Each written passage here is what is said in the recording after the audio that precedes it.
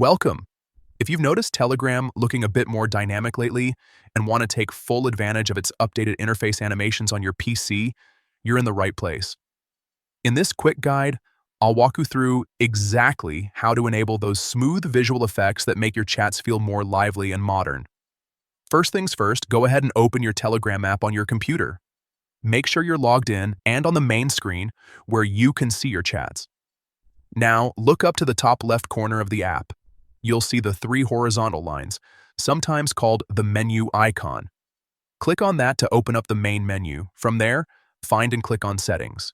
This is where Telegram keeps all the customization options that let you tweak your experience.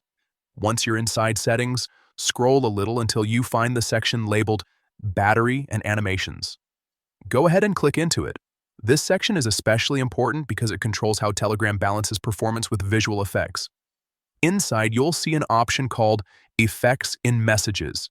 This is the feature responsible for those subtle animations you see when sending messages or interacting with chats. To enable it, simply toggle the option on. Make sure it's clearly activated so the effects can work properly. After that, look for the Save button and click on it to apply your changes.